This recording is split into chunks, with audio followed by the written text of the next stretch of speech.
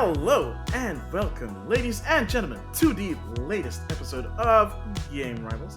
I'm one of your hosts, Maxemillian, and as always, I am here with the good grief, I didn't think of anything. Oh, what a bummer! With the newest family to the Twitch influencers, Oh, Sean Templar. How's it going, Sean? I'm good. Please do not call me an influencer. I am not one of them. I hate the word. But besides that, I'm good. How are you? I'm good. I'm very good. It's been an interesting couple of weeks. We have a lot of news to go through. There's a lot of updates that we can talk about. Some good, some potentially not as good. We also got a lot of stuff to talk about in what we've been playing, so that's going to be very exciting. So stick around for that. Let's just jump right in and start with the.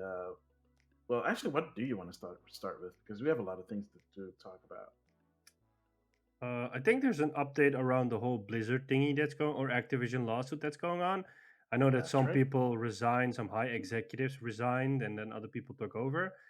It just, Yep. from one side, I mean, Remember who resigned? yeah, I think the CEO of Blizzard resigned.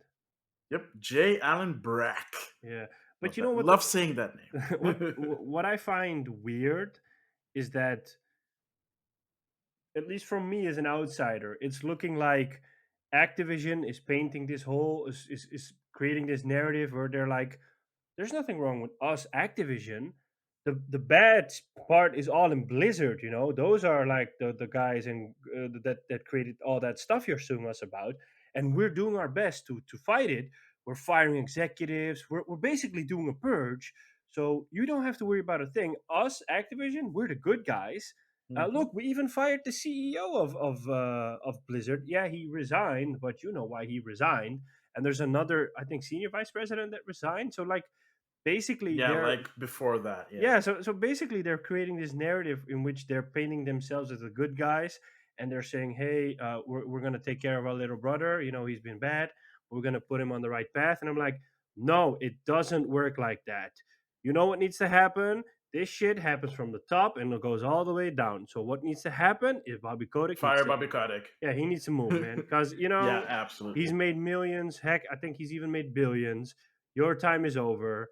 Just get out, man, because you cannot. I mean, it is that Blizzard has this amazing stellar reputation, though I wonder if it's not fading away because It of, is. It's been chipping away for a really long yeah, and not time. because of the whole thing that's going on right now, but more Oh like, no, that's besides that. Yeah. yeah. So like, not, it all fits into that narrative of like, we're setting little brother straight. Don't worry about a thing. We got you. You know, and I don't agree with that. Yeah. Neither. So here's the thing with all that's going down, right?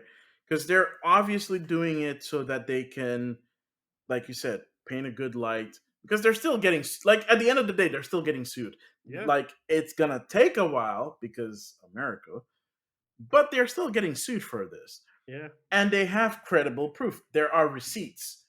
So at the end of the day, like, a lot of people are gonna lose their jobs. Unfortunately, the people that are gonna lose their jobs are also gonna be getting golden parachutes. And This is something that probably, is unfortunately not something that we can work around unless there's something in the lawsuit that prevents them from getting a golden parachute. and probably the people that will get fired won't be like high up in the food chain, really people that matter. It won't be a big name. It'll just be some random dude, or they need to make a scapegoat out of, and they're like, you know what? We're gonna have to fire you, but don't worry, we'll take care of you. Here's $1 million. Just make sure you don't talk about it. You know? I mean, it's not like they're gonna fire Bobby Kotick. Well, no, mate. Well, we don't know yet because the thing is, the the state of California is not the only one that's suing them. The shareholders are suing them as well because the shareholders are suing the company because the company was withholding information that they were not aware of that tanked the shares of the stock, the stock prices of Activision Blizzard. I sorry, those are very difficult words. My apologies, but you get my Speak point, right? slowly, one word and syllable at a time. It's okay. Okay. I'm Eeyore. I will speak very slow and I depressing. am Groot. Wouldn't it be ridiculous if we did the whole thing just I am Groot? I think a lot I of people am would tune out of the podcast. exactly. So let's not do that. Let's not do it. But as I was saying, they're getting sued by the shareholders, which is a good thing because that means if it goes through, Bobby Kotick would be out of Yeah. there. The question is, would he be getting the golden parachute? Most likely, yes, Yeah, but he because we doesn't live in need a an golden unjust world. parachute. The guy Of has course not. so much money.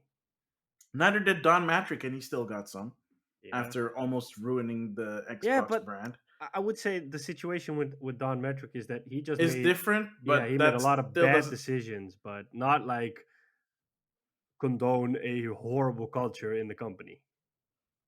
I mean, sure, but still, dude leaves a company, and still gets paid for it to leave.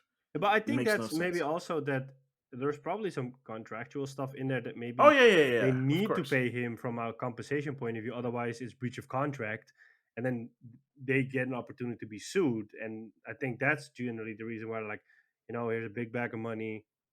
Happy days. Thanks for your services. Bye. Yeah. Um. There is one thing though with this whole thing is that at the very least, the employees are not taking this lying down. The I don't know what happened with her, but the head of like HR, the tone deaf lady that was working that used to work for the Bush administration. Yes. Yeah, so she's been put out of under a lot of pressure. She got flack for what she how she responded, and then she tried to fight back on Twitter. People fought back against her. They ratioed the crap out of her.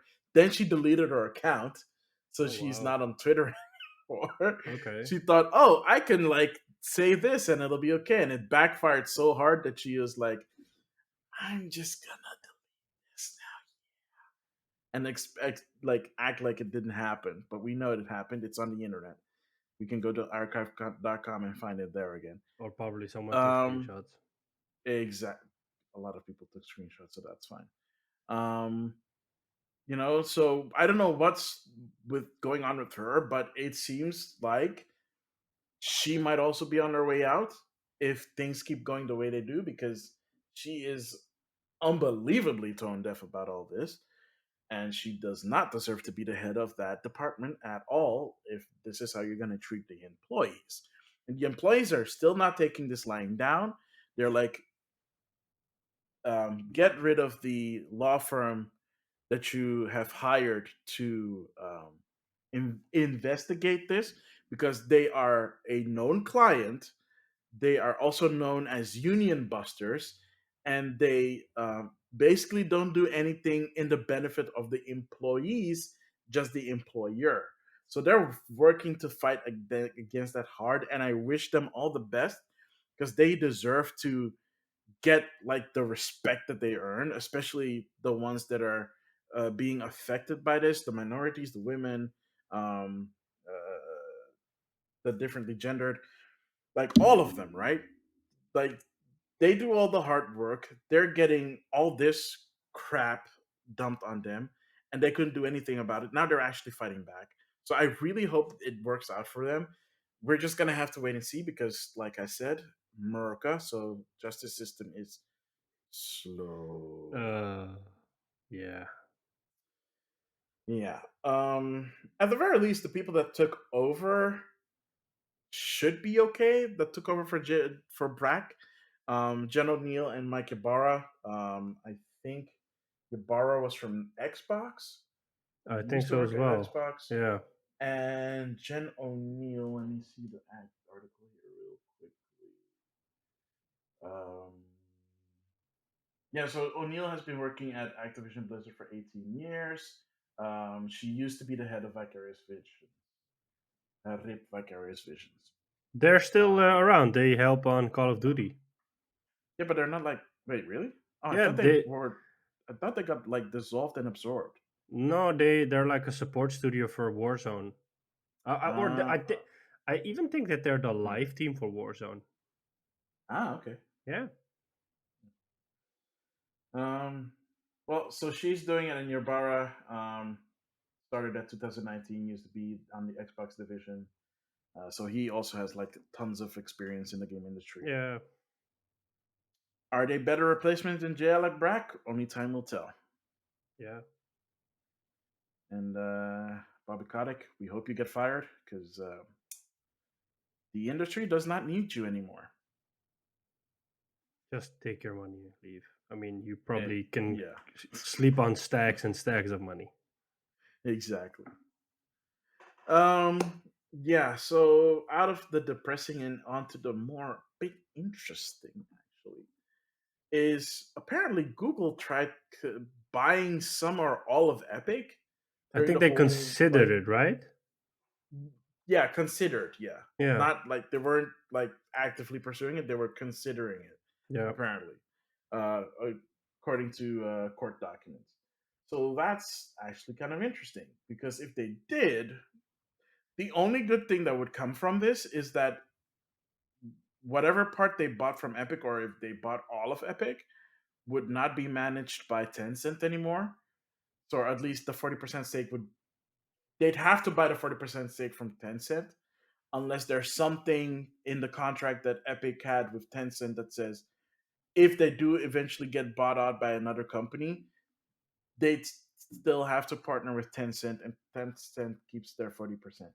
I don't think that that would be the case. I think for something like that to work, they'd have to buy Tencent out, which is a lot of money because they put a lot of money into Epic. Yeah, But a lot of people are like, that actually doesn't sound like a bad idea. And then you remember it's Google, and Google kind of is not good with games.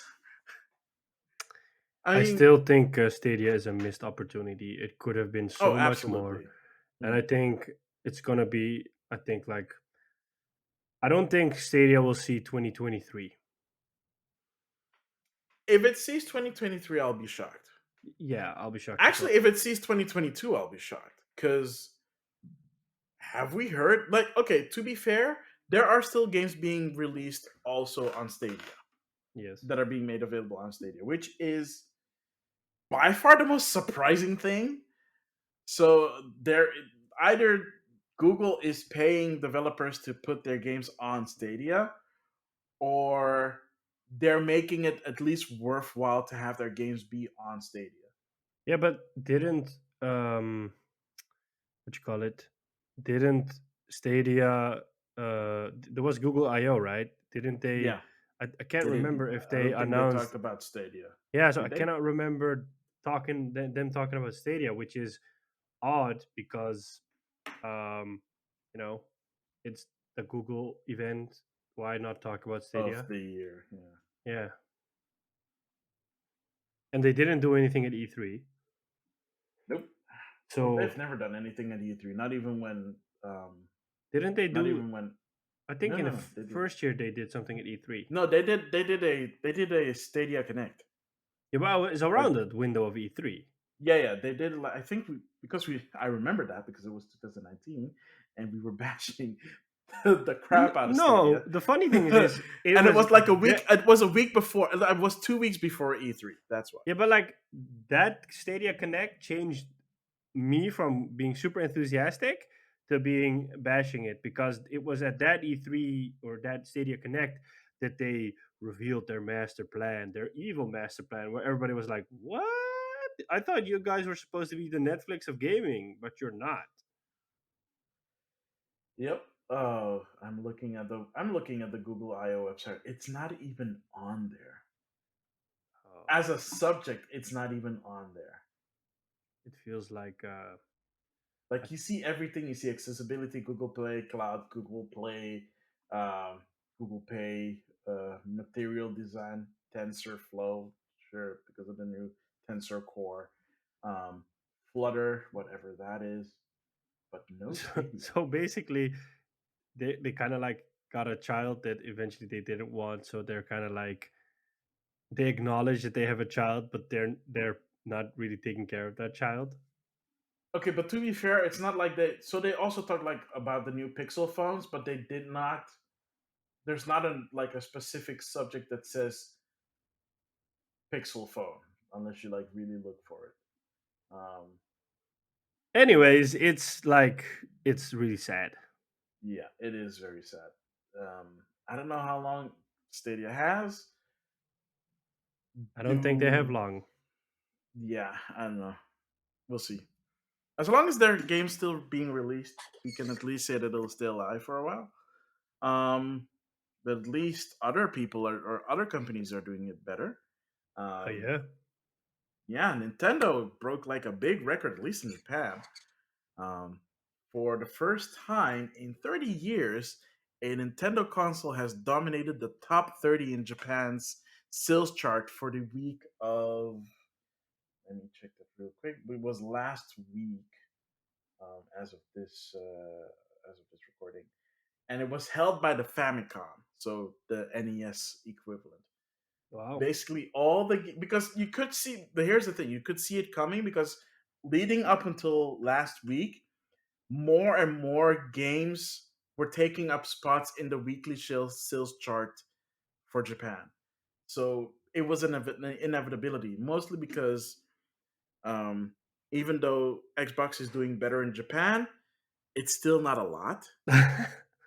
Game Pass can have an impact on this as well because apparently Game Pass is very popular in Japan because hey, you're paying the equivalent of $15 a month and you have access to all the games. hmm The Xbox Series S is more popular, so you're not buying physical games, you're doing digital and you're doing Game Pass. So for the most part, you're probably not even buying games, you're just downloading them for free. So it's like games for Xbox are not gonna show up that quickly on the weekly sales chart in Japan. PlayStation 4 and 5, however, is a completely different thing altogether. They've completely etched out PlayStation for software sales from the weekly sales, as is right now. And there are barely any PlayStation 5 games outside of like their launch weeks.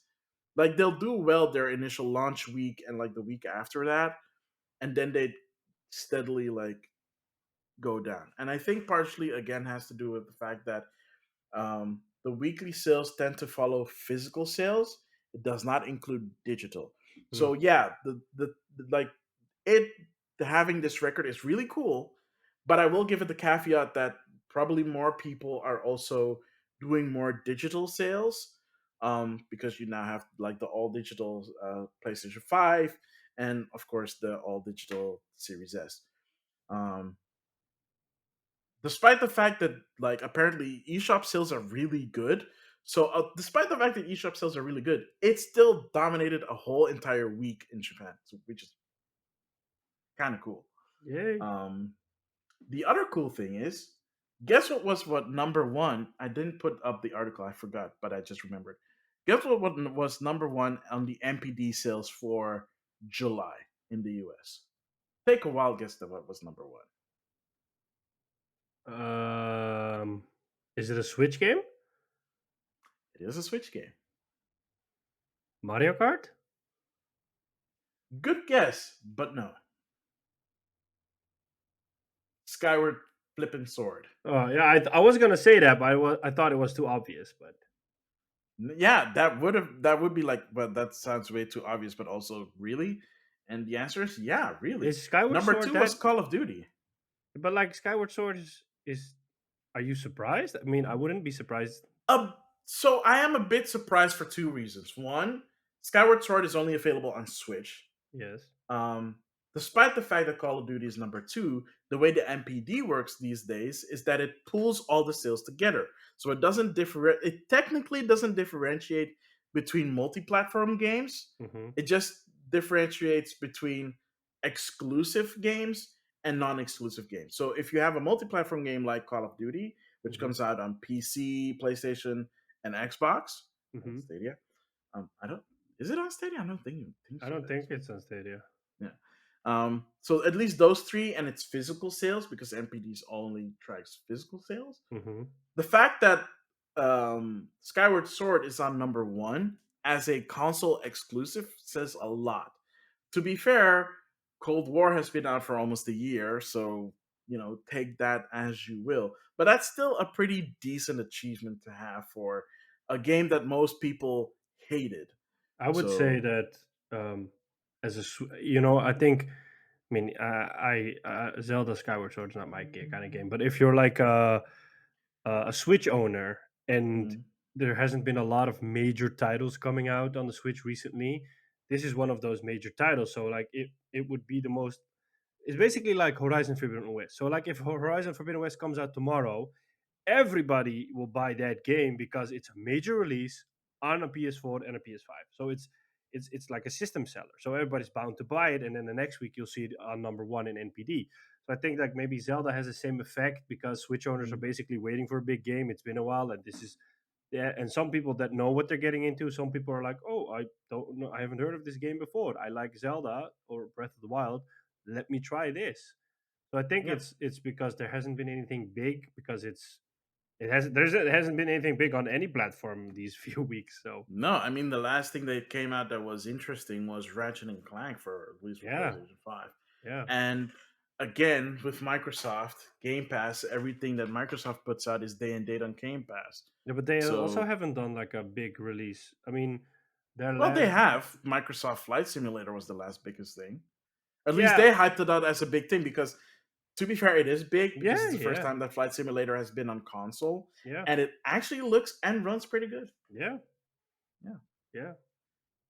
Um, like I said, the fall is going to be crazy.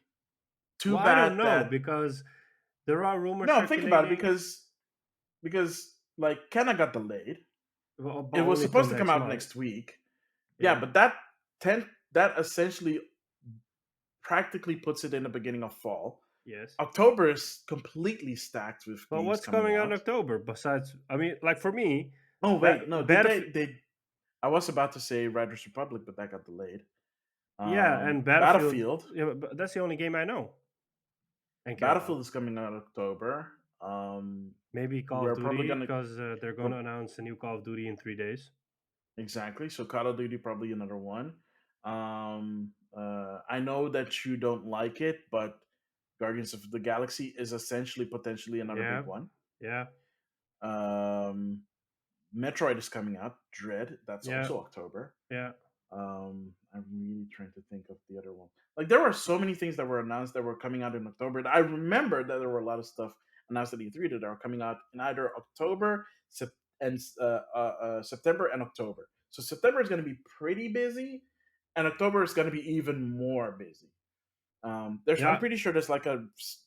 I a mean, release list the for only two that. games that aren't mentioned is Halo Infinite, which is coming out this holiday season, Hmm. and I think We that'll still don't be have a date for that. yeah, I think that's October, November. And then the other game is Horizon Forbidden West, but there are rumors circulating that Sony pushed it to Q1 2022. Um, let me put it this way: it is in the realm of possibilities, but Hmm. I cannot. Or let me say this: if they push Forbidden West the next year, Yeah. then Sony basically has nothing for this holiday season. So then I'm predicting they'll announce something that not a lot of people will be happy with, but they'll announce either a director's cut for The Last of Us 2, Hmm. or they will do a remake for the first Last of Us, or they will do a director's cut for Horizon Zero Dawn. They will announce some form of remake or remaster or director's cut to fill that gap. I'll get back to you on that one because there's another rumor that I forgot to put in here Okay. that is very likely that might actually fill that role. Yeah. So I just pulled up the release list for PlayStation 5 because that's basically one to one for Xbox um, on GameFAQs. October, we're getting Far Cry 6. Oh We're yeah. getting Back for Blood. We're getting Battlefield. We're getting Edge of Eternity. I We're don't know that one. getting Plague. No, wait, that's Plague Tale Innocence. Not that's the old one, not the new one. I think. We're getting Guardians of the Galaxy, like I said. So those are basically like the multi-platform games, right? Yeah. And then you have the stuff like I said on Nintendo. You have like uh, Metroid also coming out that same month. Fatal Frame is coming out, which is also a big one because it used to be a Wii U exclusive. Now it's coming to all platforms.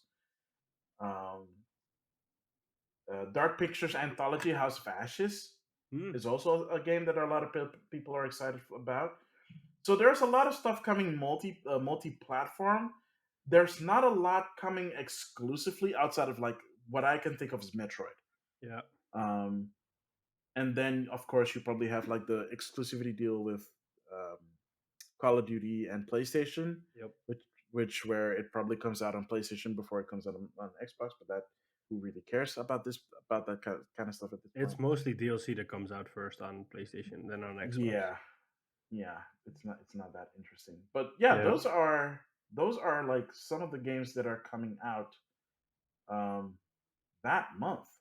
Oh, Yeah. and for those that are interested in Super Monkey Ball Banana Mania, which I'm looking forward to. Yeah. Yeah, but like coming back to Horizon, I know that when they did the gameplay review, I think either there or close in that window, the game director and I think also Herman Hulst or either the game director Matthias de Jong, he said the game is basically in beta. We're just polishing the game right now. So the game is already done from a like gameplay point of view. We just need Mm. to polish it and make sure that it meets the level that people expect from us so we can bring it out this year. So like based on that, and also based on the fact that if Sony doesn't release that game this year and they don't fill the void that is left by it, they basically have nothing for this holiday season.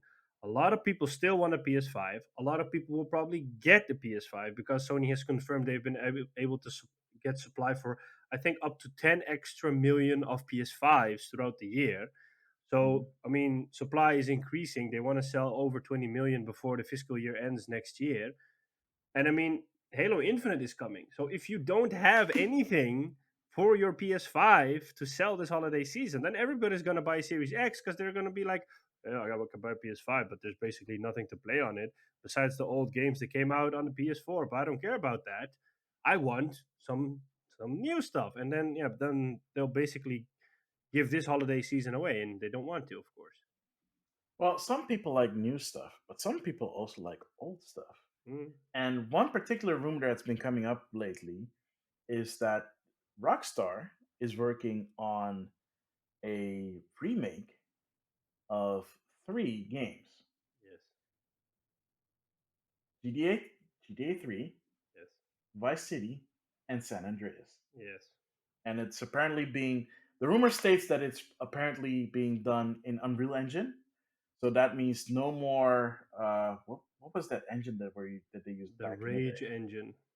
The Rage, no, it wasn't Rage Engine, right? Was it? Oh, you mean back in the GTA 3 there Yeah, days? yeah, yeah. It was middleware, I think.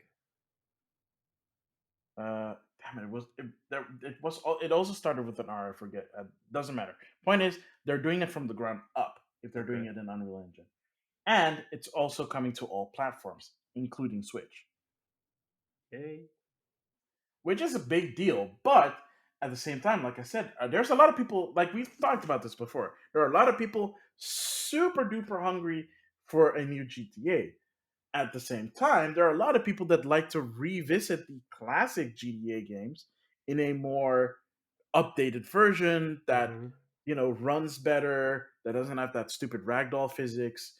Um, The and endorphin physics engine. yeah, no, not endorphin. In Oh, like it's oh, called you the mean ragdoll. It's called the ragdoll engine in GTA. oh, in the old ones, yeah. It's yeah, in the old ones. That one is the one that popularized ragdoll physics Ah. with GTA I 3. remember in Battlefield 2 once that I was playing multiplayer, and that also had ragdoll physics, but also a bit too extreme. And then I was at this railway cross, and then I saw an enemy player running around. So I grabbed my M4 and I'm ready to shoot at him. And then I shot him in the head. And because of ragdoll, I have no idea what happened. It literally flew like Superman, like we flew 5 meters, and I'm like, and I was kind of like, whoa, what the hell just happened? I shot Oh, the that's guy. very Yeah, realistic. yeah. I'm like, whoa, okay. Yeah, Yeah, it's it's the ragdoll engine. yeah, Yeah, that's right. The ragdoll, like it's a middleware, so like basically anybody can get it. But I think it was popularized by GTA 3, and then Vice City, and then like all other games were using it because, like Havoc engine, it was a relatively cheap middleware to get and use and yep, easy to implement. So, yeah, if it's easy, it's cheap. If it's affordable, they're gonna implement it in a lot of games. So a lot of games have those weird ragdoll physics. yeah. I don't think we're gonna see that in the remake anymore unless they specifically do that, like they specifically code it in. Maybe like a classic Um, mode that you can switch on the fly. but to be fair, I think we've talked about this before. Like, there's two GTA games that I want to play: San Andreas, mostly because it has black people in it, and Vice City Stories, mostly because I want to hang out with Phil Collins. Uh, but I wonder if they do it, if I mean it could go two ways. Fans could be Mhm. really happy because they like those games, but it could also head in the other direction where fans get upset and angry because they're like, stop giving us this crap. It's been what, 10 years since we got a new GTA game. Stop wasting our times. You're blowing money away on GTA Online. You made Red Dead and then you kind of left it out there without a proper multiplayer. You're giving us a remake of games we don't want. We want a new GTA 6. So like there's a possibility that people might also go in that direction. I'm sure there are a bunch of there's I'm sure there's a vocal minority that'll say that, but there's also a vocal minority that has been wanting the remake of these games. Plus, these games will not be sold individually, according to the rumors, but as a entire pack. Like a Which, legendary edition as Mass Effect did. yeah, and from what the rumors say, so again, it's rumors. Take it with the biggest grain of salt you can find. It would be priced relatively affordable. So like not $60 for the three games. It doesn't If matter what that's Rockstar charges, everybody will buy it anyways. yeah, I mean, heck, even I would consider buying it if it's like 50 or $40. I'd obviously get it for the Switch. Obviously, That is not the way. that is the way. That is It not is the the way. way for me. It No, is it for is me. not. Yes, it is. PS2, this is the way. I think we had this conversation before, and someone We had said it like yesterday.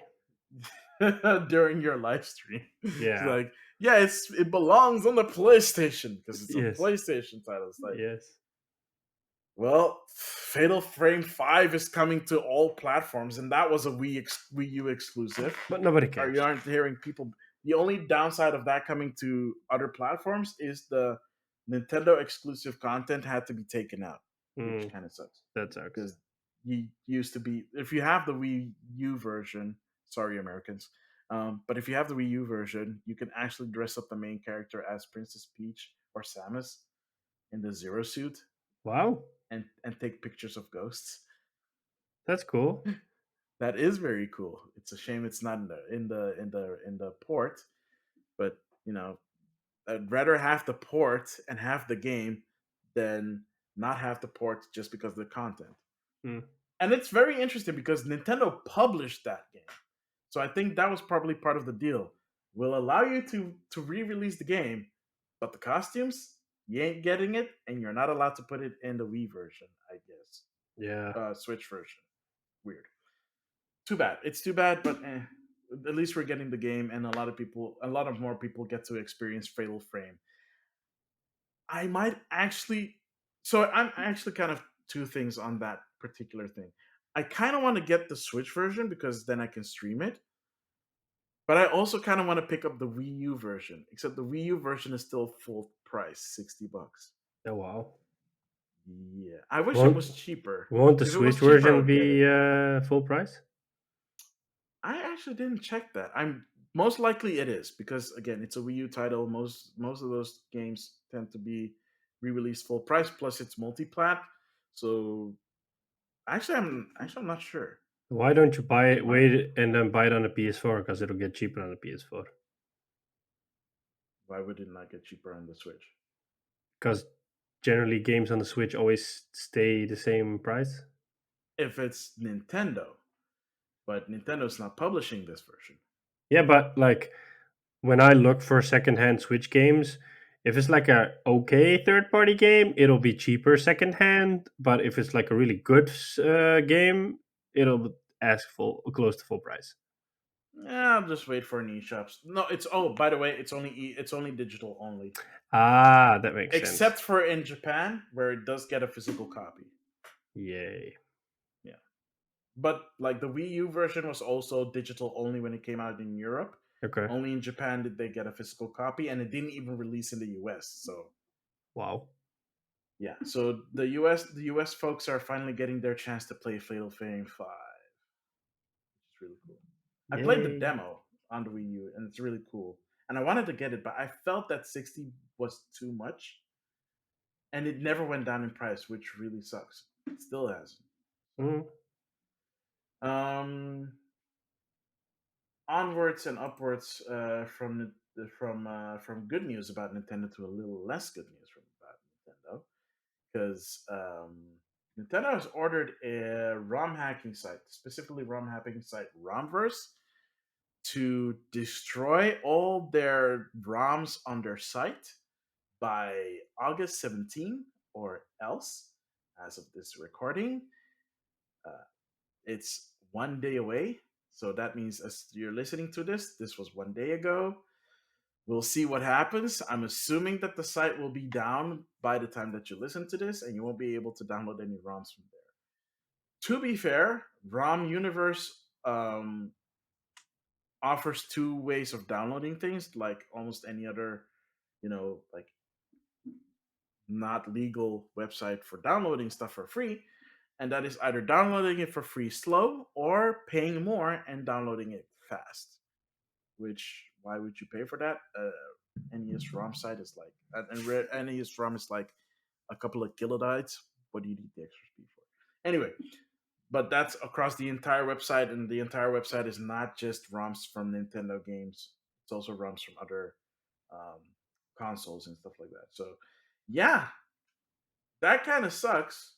Not the fact that you have to pay for faster downloads, but more the preservation stuff about it, which is a little bit disappointing. Because I hope there are others. I know I really can't say this, but I hope there are other sites that are able to preserve gaming history in a way that would not put them in a position where it gets shut down by Nintendo or any other company, and preserve video games that you can't find anymore. Because it is a real struggle. And I know that people are like, well, video game history, who cares, blah, blah, blah. But just like with everything, history dictates how things go. Where we've been dictates where we are going. We can learn from the mistakes from the past, but we can also learn some unique stuff from the past that we might be able to reuse again in the future. You never know. There might be a very cool, interesting game dynamic that was in a low rent game on the NES or on the Sega Master System or the SG-1000, or heaven forbid on the Atari 2600 or 7800, that might have an interesting mechanic that nobody has thought about in years and could inspire a new game developer into doing something old but new. But if it's not there, how are you going to do that? I don't know. Yeah, I mean, I'm not. It's not about like the downloading of ROMs for me, because I haven't done that in like, I don't even remember the last time I did that. Um, but yeah, sometimes you're like, okay, like I can't find this game anywhere. I kind of want to play it again, and I can't find it anywhere legally. So sometimes you do venture into that part of the internet and you look something like that up, and you want to play it either for nostalgic reasons, or if you are curious for the historical reasons, do it for that. There are people that play games for like either historical reasons or otherwise. But if it's all gone and you aren't able to get it through a legal way, that kind of sucks. Yeah, I mean, as I said, that I don't think that physical games will be around. At least physical generations won't be around for long. I think after this one, we'll get one more generation, maybe not even, and then maybe this two generations from now, it's all digital. all digital, all subscription based. Mm, I'm still not looking forward to that. Me neither, because I think it will inflate older games and older physical games because they're becoming scarce. Yep. So better start collecting. Yeah, that's the part that's a bit challenging. There's a few more things I want to talk about before we head to what we've been playing. One is that on the day that this episode goes live, the Pokemon Company deemed it fit to also be doing a gosh darn Pokemon Presents about Pokemon's Brilliant Diamond and Shining Pearl. I'm like, wow, these companies really hate us because every time we record an episode and it's about to go live, there's either a Nintendo Direct, there's either a Pokemon Presents, there's either a State of Play, or what have you that comes out literally days before our episode goes live or goes live a few days afterwards or gets announced on the day the episode goes live. And then you're like, gosh darn it, I wanted to talk about that. And by the The time we only record a new episode, it's old news. exactly, that's so annoying. But I am looking forward to what they're going to talk about. Not so much the Diamond and Pearl remakes. That I've talked about it before. I'm not a big fan of the fact that they basically did a 1-to-1 remake. Something like Let's Go Pikachu and Eevee was way more interesting. Not the catch mechanic. Like just do it in that aesthetic and keep like the mechanics in there. That's great. Like Pokemon Omega Ruby and Alpha Sapphire. I know that there are not a lot of fans for that game, but that is a remake done right because they added a lot of new elements. They actually added a post game that actually has story stuff that ties into like Pokemon lore, which is very interesting.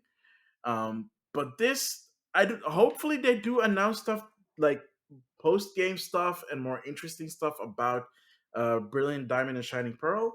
I hope so. I don't know. What I'm looking forward to the most, as I've said before, Pokemon Legends Arceus. Let's freaking go! Open world Pokemon game set in feudal Japan I'm still or shocked that feudal Pokemon Japan. I'm still shocked that this hasn't been done earlier. I Everybody is like people have been clamoring, like I've said before, like many times. People have been clamoring for an open world Pokemon game. The only thing that people have been clamoring more for is an official Pokemon MMO. Yep. Outside of that, open world Pokemon game, Pokemon in the wild, catch them, battle them, no battle transitions. This shows the potential. Granted, some of the Pokemon a lot of the Pokemon animations did not look that great. Especially if the Pokemon was far, they were like animated with 5 frames, which is really, really. But that's a This is technical also limitation. well, maybe it's because the game was super early. Because Pokemon Company 2 does tend to show Pokemon games pretty early, bugs and all. I remember when they showed off Pokemon X and Y for the first time, they showed this sequence where like you can that was the first time you can accessorize your Pokemon trainer, and one of the accessories that was on the hat got stuck behind after an animation. So you see Oh, the Pokemon trainer swinging, and you saw that the accessory was left behind. You're like, is that a game feature or a bug? And then it turned out to be a bug. It's like yeah. they left that in the trade. They couldn't do that again to get a better take. Okay, but Maybe they're yeah, keeping it like real. exactly. So I think we're gonna see at least some market improvement. But the real hope is that it looks way better than it did earlier this year because they already announced the date for it, which is the 28th of January of next year, which is very early. It's like less than 6 months away. Yes. So here's hoping that it looks a lot better. Here's hoping we see a lot more about the game mechanics, specifically how you catch Pokemon, how you train Pokemon, how you battle Pokemon, and whatever else that they might announce. Uh, I'm looking forward to that. That's the only thing I can relatively think about what they might do. I can't even think of what they're gonna do in terms of like the battle mechanics. They showed a little bit off when they announced it first, where it is in the wild. There does not seem to be a transition into a Pokemon battle. There is the classic four battle options, plus you had your four attacks. It did not show off like your bag or items, so not 100% sure how that's gonna work out. But I'm looking forward to it. Um, yeah, so that's Wednesday. Same, like if you're listening to this episode after Wednesday, it has already happened. If you're listening to it as it goes live, you have a couple of more hours before Pokemon Presents starts. That's the only thing I can say. Um, but one thing did happen before we recorded, and that was the Indie World Showcase. It did. And they showed off a lot of potential, like really interesting looking indie games. Um, I'm just gonna highlight a few, otherwise we're gonna keep going forever, and that's kind of not the point. But like, I was super excited, and I told you, and you were like, "Oh yay!" I didn't But watch it, so I was like, oh, okay. no, but I told you about it afterwards. Like, Yeah, oh, this game is finally coming to Switch, and I was like, I can't believe that it's coming to Switch, it's and that Astroneer, is right? Astroneer. I'm so happy. Can you tell that I'm happy? Oh, I can see it. Because, like I told you before, like the reason why I'm happy because Astroneer runs crap on my PC. Hmm. I can play it on GeForce Now, but the game doesn't support Steam Cloud, so the saves are completely useless. So I can't play it on GeForce Now, at least not in a meaningful way. The only thing that I had left was a Switch version, which we're getting early next year. But it also came to PS4 and Xbox, so Yeah, but I want it on the go.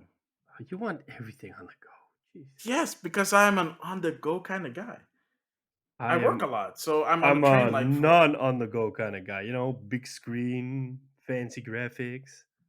When's the last time you've been at the office? You've been working at home for like a year. I'm actually going to the office on Wednesday. Oh, okay, that is Yeah, very exciting. but I'm not A lot bringing of my people are Switch good. along. What are you doing? That's the whole Yeah, point. but I can't. I'm not taking public transport. I'm going by car because after that I'm going out for dinner, so I need the car. Okay. All right. Look at you, fancy man, going out to dinner. You know me. Gotta spend them monies I earn sitting at home. I have my money guns Oh, stacked and ready. oh my goodness. Uh, Those I kind of want one of those things just for fun. I want as well. I've been saying it for years. I think you can order them online through AliExpress. I want one. Yeah. It's just so cool. Yeah, it's just like complete and total nonsense, but it's fun to use. I Yeah. think. I'm It- assuming. I mean, come on. Um, Even if it shoots out fake money, it'll still be cool. yeah. They showed off like sorry, I was Astroneer. Love that Yes. game. They Yes. showed off a bunch of other cool games. They showed off Bomb Rush Cyberpunk, which is literally just a spiritual successor to Jet Set Radio and Jet Set Radio Future, or Jet Grind Radio if you're in the US. If you don't know what that is, it's a inline. Jet Set Radio was an inline skating game where you like put graffiti on walls and you're chased by police and rival gangs and stuff like that, and you have to tag like neighborhoods. Like claim turfs, claim your turf, claim all other turfs. And Bomb Rush Funk is kind of like that, but with is it still inline skating? Like it's not just inline skating; it's like skateboards and like on foot and like parkour and stuff like that. It looks really cool. It looks really pretty, and it's coming out next year. Axiom Verge was one of those few games that had a shadow drop on the Switch. It got announced, or at least it got announced a couple of months ago, and then we heard nothing. Then it was on the indie world, and then we're like, it's coming today. And then like 20 minutes later, it was on all other platforms because it's a multi-platform games. But for like 20 brief minutes, it was a Nintendo Switch timed exclusive. Oh man. They talked about another game called Toem, which is a photo taking pictures, the photo taking game, which looks really pretty. Um, It's like this hand drawn black and white art style, and you have to like these missions where you take pictures of certain characters and environments and stuff like that to complete the missions. Um, a new Shovel Knight game called Shovel Knight Pocket Dungeon, which is this action puzzle hybrid. If you've ever played a game called Henry Hatsworth on the DS, it's kind of like that, where like you do some action stuff and then it switches to like this match three kind of puzzle game with Shovel Knight and all other characters from the Shovel Knight universe. Metal Slug Tactics got another viewing, and that is still super weird to me. I'm kind of looking forward to it, mostly because it's Metal Slug. Tetris Effect is coming to Switch. Tetris Effect Connected is coming to Switch, and it's multi-cross platform. And the big one is Eastward, which is a game published by Chucklefish, the same publishers of um, Stardew Valley, and Mm. it looks really good. The developers of this is starts with a P. Um, Pixpill. Mm. Pixpill is the developer. Like the worlds look super duper detailed. If you haven't checked it out, I recommend checking out the trailer. It looks really cool. And those are a few of the games that I wanted to mention that I wanted to like highlight from the indie world. I'd totally recommend if you haven't watched the indie world yet, either look up an article of the games that got announced or just watch the whole thing. It's about a half hour, so it's not that long. There are a lot of awesome games that you probably want to put on your calendar. So I Slow. One syllable at a time. slow. Slow. So that's all the news that is fit to play. So stick around, grab something to drink, and we'll be right back with what we've been playing.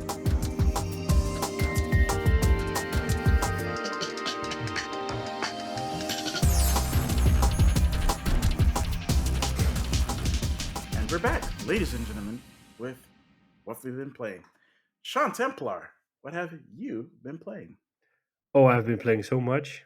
I've gotten out of my game dip properly, and yeah, Yay. the last time I spoke about Ghost Recon Breakpoint, so I managed to finish the game. I only did the main quest that game because it's a live service game. The game is just so massive, so there's Mm-hmm. loads and loads of hours of content in there to still play it if you want. I think I took around 12 hours to finish it. Um, just doing the main quest, but it was enough for me. It's one of those games that it's not really an amazing game, but you just want to know how the story ends, or you just kind of you're like okay being it for what it is and just playing it. Um, yeah, I hope that Ubisoft does make a new Ghost Recon, but that they kind of make a good one out of it because the idea is super cool. It's like this tactical shooter being combined with an open world.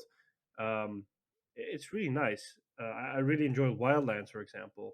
So yeah, I was able to finish that, and then after that, I jumped into Mafia Definitive Edition, which I bought last year. I also finished that one. What I liked about Mafia is that I've played the original on PS2, and they made a lot of quality of life improvements. You can, for example, skip drive, so you don't have to drive the whole way to your mission. And it is an open world game, but it it feels like a semi open world game, and I like the fact that it feels like a semi open world game because if you want, you can just do the main missions and then just progress through the story, and then the game ends. You don't have these side missions the game forces you onto. You can collect stuff, you can do some other stuff, but keep in mind that this is a PS2 game originally, so it was developed in that era with that in mind. So it's not like an Assassin's Creed game that it has this massive open world and you can get distracted by hundreds of side quests. It is actually pretty focused game, and in this case, I like the fact that it's pretty focused. Um, Mm-hmm. and the game has a pretty mature theme. I mean, you play as Tommy Angelo, who's a cab driver, and then through circumstances, two mobsters end up in your cab, and you have to drive them back to the restaurant where their dawn is because they're running away from other gangsters and they're shooting your car up and stuff like that. And then you somehow end up in the mafia yourself and become part of the family. How original! Um, but yeah, I mean, it has a pretty your character goes through this pretty cool arc. He falls in love with someone who's also familiar with the ways of the mafia. Her dad works at the restaurant, so she knows how stuff goes. You get kids later on. I mean, the game starts with your character walking into a bar and trying to turn into a witness for the police because he's afraid of what might happen to his family. So he's like, you know what, I don't mind becoming an informant and testifying against the Don and the whole family, as long as you can guarantee my wife and kids safety, and Yeah. then it kind of plays like you kind of play the game in flashbacks up until the point that he walks into the restaurant, into the bar with the cop, or into the diner. And there's some pretty there are moments in there that you're like, whoa, okay. It kind of makes you think. There's this one part where you're in a war with a rival family, and then you have to take out the rival Don's brother, and you're supposed to bomb his car, so you head to his house, and then you plant a bomb in the car, and then you're on in a distance watching, and then you suddenly see his wife stepping into the car, and you're like, you try to prevent it, you're like, no, no, no, no, that's the wrong target, we don't want to kill his wife, we just want to kill the guy. And then the car blows up and then the wife dies, and you're like, oh shit, wow, okay, this wasn't supposed to happen. And you actually see your character being affected by it. Your character sometimes hesitates to kill people because he has this consciousness. um so like for a game, I mean, it was, for me, it was pretty cool. It felt like I was actually playing something like a Godfather or a Goodfellas. It was really cool from them to mimic that. I know that I didn't like two as much as I liked one, for example. Um, there's a funny thing I totally forgot about this, but are you gonna play the second game? Are you gonna play the game ever, or did you ever On play it? Mafia, Yeah. I did back on the PC, kinda, but not a lot. I did like like maybe the first hour, but that's because Do it you ever wasn't intend running. on playing it? Is is it on? It's on PC, right? It's on PlayStation, it's on PC, it's on Xbox. So do you ever intend on playing the game? Because otherwise, I'm going to spoil I something. I might. Okay, I might, but at the same time, I feel like I don't mind the spoilers, but some people might. So So this is a spoiler this is your warning. spoiler warning. Yeah, Spoiler warning for Mafia yeah, One, yeah, a game that's been out for over a decade. yeah. Um, so in your character basically dies in the end. He gets taken out by another rival family, and Yeah. then the Dawn you testify on is called Salieri, and it ends with you on your lawn, taking care of your garden, and then some guys behind you and saying, "Hey, are you Tommy Angelo?" And your character says yes, and he turns around and he looks this young guy in the eye, and he knows this is the moment they're gonna take me out. And then the guy says, Salieri sends his regards, and then he grabs a shotgun and he blows your. Well, he doesn't kill you outright, but you bleed out on the in the garden with your family around you. And then your character's like, I'm okay, I don't mind dying, I'm happy that you're safe, blah blah blah, to his family. The thing I forgot was, in Mafia 2, you play as the guy that shot Tommy, and you have to do this mission basically killing Tommy in part 2. So when I saw the guy, because the guy's name is Vito, when I saw it, I was like, holy crap, that's Vito from part 2. And then I was like, wait a minute, I think I played this part in Mafia 2. And then I quickly Yeah. looked it up, and it's a mission in Mafia 2 where you have to drive up to this guy, and then you walk into up to him, and then you shoot him, and then you have to flee from the cops. I was like, whoa, that's pretty sick that they kind of. That is pretty cool. Yeah, that's really cool that they did that, because I was like, what? Yeah, so I personally thought that was a really cool touch. That is a pretty cool touch. Yeah. Wow. Okay, I didn't even know that one and two were connected in that way because I know that three I is like didn't a know it as completely well. different story, but Yeah. The funny thing with yeah. three is that the character you play as in part two is a character in three that you recruit for your gang or for your crime family. Okay. Yeah. So yeah, I finished Mafia Definitive Edition, like that one, And then I went back to Control because it's been a while since I played Control, and I needed to finish that one. I was able to Mhm. finish it this past weekend. Um, Control is a really cool game, but it is a really weird game, and I still have no idea what the game's all about. It is just this paranormal. I feel like the writer of the game was just high as a kite when he wrote the story, and then it was like, oh yeah, it's probably good, if I do this and I do that, and people will like it. And then you play it, and it's like, I have no idea what this game is about. I don't know what this means. They use acronyms. I'm like, I have no idea what those acronyms mean. But it's a really cool game. It looks beautiful. There's a really cool. It has really solid combat, cool puzzles. Um, it's it's basically like you're going down into a rabbit hole. You're going down further and further, and in a way, it's really satisfying to kind of figure all stuff out and all this weird paranormal stuff. There's definitely going to be a sequel because it has an open ending, and I think that Remedy also confirmed that they're working on Control 2. Um, Oh, okay. there's loads of DLC that came out, and there's a lot to do after you finish the game. But I felt like I've had my fair share of weird paranormal stuff. I can move on. Um, so that was that. Then I also played the Back for Blood beta, um, but I didn't play a lot about it of it because it Oh yeah, really they've had a felt. beta. Yeah, it's made by the same people that made Left 4 Dead. A lot of people say like, "Oh, this is basically Left 4 Dead," which isn't a bad thing. But when I started to play it, it didn't feel like. First of all, it didn't look like a PS5 game to me. I played it on PS5. I didn't really have Mhm. the feeling like, "Oh, I'm playing this on PS5." It's not. And not a lot of things stood out. And secondly, it just felt a bit generic. Like, oh, okay, well, this is it. And maybe I should have played more of it. But if you're unable to kind of capture my attention in that first part, then there's no incentive for me to keep on playing. Mm. So yeah, I was uh I played that. Um there's another game I played. I can't talk about it. I'm on an NDA, but I can say that it's from what I've played, I'm really excited. It's a game that's coming out this year. A game a lot of people have been waiting for. So it's really cool.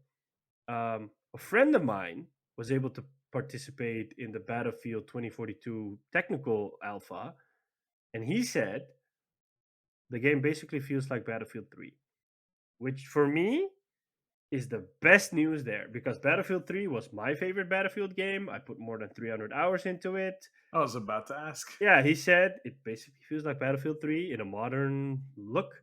I'm super excited. So, October 22nd, I'm going dark. Nobody will hear from me. Nobody will see me. I will come out with a huge beard, probably, and long hair, and probably a lot of blisters on my fingers because of all the Battlefield. So yeah, I'm excited for that. Okay, that And sounds then really cool. um, I think I have. Let me think. I've played so much stuff these last few. There's something else that you played. Yes, I'm about to get to that one, but I'm thinking if I didn't miss anything. We played Warzone. Yeah, we played Warzone. You, me, and your buddy, brother from another mother, RB Gaming, which was really fun. I hope you both had fun. Yeah, we Um, had. I had fun. He had a lot of. Well, he had what I would call conflicting feelings. yeah, so he's really competitive, and because he Like, can't play yeah. it properly, it annoys him, and he's really impatient. So he starts banging his table with his controller and stuff like that. And he did a 12-hour stream last week on Friday, and I played like an hour with him. And then after the hour, we were gonna play again, but I had some issues with my PlayStation, so I couldn't. And then he's like, "So when are you coming back?" I'm like, "What?" He's like, "When are you coming back to play Warzone?" I'm like, "Yeah, I don't know if I can make it today because I have stuff to do." He's like, "Oh, that's too bad." I'm like, "Whoa, okay, I didn't know he was that into it." And he said, like, "How do I get better at Warzone?" I'm like, "The only By way to get playing better at more. Warzone is by playing Warzone." Yeah, but I don't want to play with other people. So how do I get better at it? I'm like, you just have to put in the hours and then you get better at it. So the Like, thing with RB, and I love him, I really do. But the thing with RB is he really enjoys playing with other people that he mhm, knows. Yeah. He's a really social gamer. Um, except that it takes time for him to get used to some stuff. And like you said, he can get a bit impatient about that. Yeah. But the thing with him is he doesn't really like playing with random people because he wants to be able to talk, Mm, with with teammates and stuff like that, and yeah. strategize and like get tips while he's playing. Yeah. And he feels that way that he improves playing that game, which is fine. Except that not every time you're gonna have the ability to play with one another due to either technical difficulties or other things that come out. But yeah, he is very enthusiastic about it, despite the fact that he can get frustrated. Yeah. um, but he just loves the camaraderie, and I enjoyed that too about him. Yeah. Like if you play a game with him, you know that you're gonna have at least some laughs with him, and just like very enthusiastic playing, and Yeah. He yeah, has I think he has the Division 2 because we were talking yeah, about because he it. was asking about it. Yeah, and I told him like, hey, if you want, we can also play the Division 2, and we can. I said Max has it as well, so we can maybe just play that, and then both of you can stream it while we play it. And it's like, I mean, he hasn't responded yet, so I think he was working or something. But when I talked about it yesterday, he was like, "Oh, you have the Division," and I was like, "Yeah, I have both games, and I put a lot of hour into it." So who knows? We might actually play that soon, the three of us.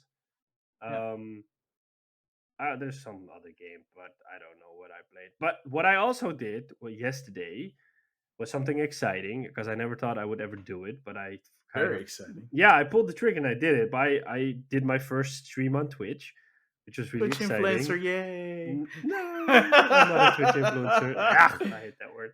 But yeah, so I did my first stream on Twitch. You were there to help out. Thanks for that. Yeah, I no played problem. Days Gone on PS5.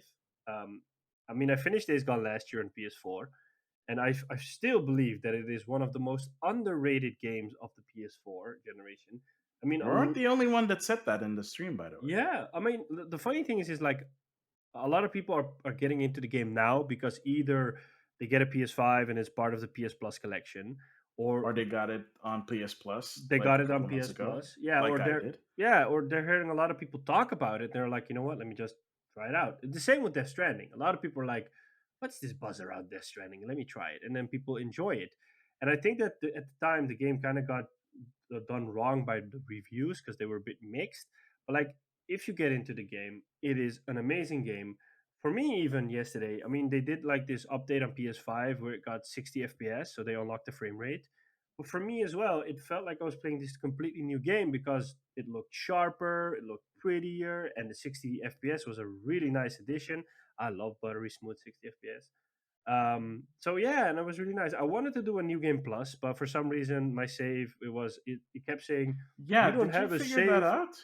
Yeah, so I think I didn't save after I finished the game because it said No. like, oh yeah, you don't have a save file that has a completed storyline, and if I load the latest save, it's the last mission before it starts. So I think Oh that I just, no. yeah, I assumed it'll Is it just a auto long save. mission? No, I don't. I think like maybe 30 minutes or something. Maybe like do it again, and then you have like the new game plus save. Yeah, so my idea was I'll play it offline and then I'll just play it till the part that I got on stream. And then the next time I stream, which is later this week, I'll maybe continue from that point on. So I have the weapons and all the gear and all the skills that I have from the previous save. Is it the part where is it the wait, let me gosh darn it, it was a long day yesterday. Was it the part where you were going after the Nero helicopter where you ended it? A little bit further than that. It So I was got to after the, the Nero yeah, helicopter. It's after yeah, you find out about the whole thing that the dude that let your wife do you who Deacon thought that died with your wife was still yep, alive. yeah, It was like, okay, this dude is alive. What the heck happened to my wife? Where is yep, she? yeah. Uh, But yeah, I mean, I haven't figured out my Twitch strategy just yet because part of me says I want to play games that I normally don't play. So like Man of Medan or that dark anthology stuff because I like those games. They're kind of like Until hmm. Dawn, and I'm okay with that kind of horror games. I'm even thinking about maybe playing Resident Evil 7 because I thought like I should just play games that I normally don't play or a bit out of my comfort zone. I'm also maybe thinking about doing some Warzone stuff like that. because I don't want to get like there are some games that I just want to enjoy offline. Because for example, this Friday, Ghost of Tsushima Director's Cut is coming out, and I thought like, should I stream that? I'm like, no, I want to be able to enjoy the Iki Island expansion on my own pace, because what I noticed from streaming is like it's really fun to do. It's really cool to interact with people because it basically feels like you're playing a game with friends. Yeah, The only tricky part is that you kind of have to divide your attention between the game and your chat, and chat. and But sometimes that's if what you have the mods for. yeah, Plus, yeah, chat can sometimes like lead its own life, yeah, I and that's noticed that also as kind of well. awesome. Yeah, I mean, because chat was leading his own life at the beginning, I kept crashing into trees with the bike in the beginning. No, you were um just bad at driving a motorcycle. Do no, not get on no, a motorcycle with this man. no, He I will mean, crash it into a tree. no, I can drive. I mean, you saw that. But like and what I find difficult is that there are these moments in which chat isn't saying anything, and Yeah, then you're like, okay, well, I can't be silent because people are here to kind of know they're trying to play this game with me. I can't be a mute because then it'll be really awkward because then it's like a stare down, and it's a stare down of who speaks first, and you're the one that has to speak first. yeah. But I So think that's I'll get used to something. that. Yeah, that's something that it's basically you get used to because I used to not do. I used to do exactly the same thing that you were talking about, where you're just playing and you're focused on the game and chat is not really active. Hmm. And I learned that you just should just continue to talk because Yeah, otherwise you're just going to have that air and it's not going to be interesting anymore. yeah, and then And people people tune will out. either lurk or fall out entirely. Yep. The thing is to just keep talking. And I learned that talking to yourself is a very easy thing to, a relatively easy thing to do. If you're not used to talking to yourself, it might feel a bit challenging. Yeah. But as soon as you get used to that fact, or as soon as you understand that you are technically talking to yourself while engaging with chat, that's when it gets fun and interesting Yeah. because then you can ask stuff from chat. Yeah. But at the same time, if chat is quiet, you can just continue to like commentate on what you're doing. Yep. And that's one of the reasons why I tend to play games where uh, I tend to try to play games that I've played before, Yep. games that I enjoy, or games that I've already played. I'm just going through the motions again Yep. that I've played recently.